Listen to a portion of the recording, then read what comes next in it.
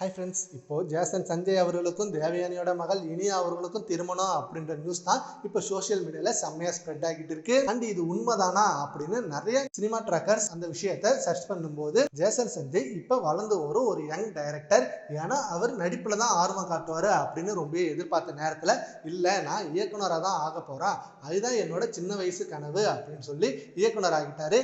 இப்போ அவரோட முதல் படம் சிக்மா ரிலீஸ் ஆகிற நிலையில இருக்கு.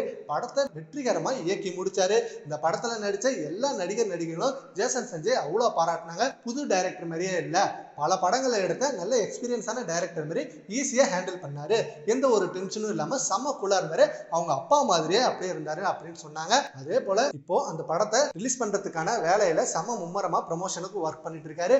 அண்ட் இப்போ ஜேசன் சஞ்சய்க்கும் தேவயானியோட மகள் இனியாவுக்கும் திருமணம் பேச்சுவார்த்தை வந்தப்ப இது உண்மைதானா அப்படின்னு கேட்டதுக்கு அதெல்லாம் இல்ல, அது முற்றிலும் போய், எனக்கும் இனியாவுக்கும் எந்த ஒரு விஷயமும் இல்லை, நாங்க ரெண்டு பேரும் பேசிக்கிட்ட கூட இல்லை, நாங்க பார்த்துக்கிட்டது கூட இல்லை, தேவயானி அத்தை எனக்கு தெரியும், பட் அவங்களோட மகள்லாம் எனக்கு தெரியாது அப்படின்னு சொல்லியிருக்காங்க.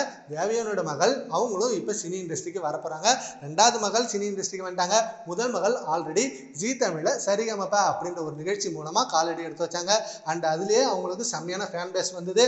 அண்ட் அதுக்கப்புறம் தேவயானி அவர்கள் என்னோட பொண்ணு நல்லா பாடுவா, உங்க கூட பாட்டு பாட ஆசைப்படுறா அப்படின்னு சாய் அபியங்கர் கிட்ட வாய்ப்பு கேட்டாங்க. சாய் அபியங்கரும் கண்டிப்பா என்னோட அடுத்த படத்துல நான் பாட வைக்கிறேன் அப்படின்னு வாக்கு கொடுத்திருக்காரு. இப்படின்னு ரெண்டு பேருமே சினி இண்டஸ்ட்ரியில தான் இருக்காங்க.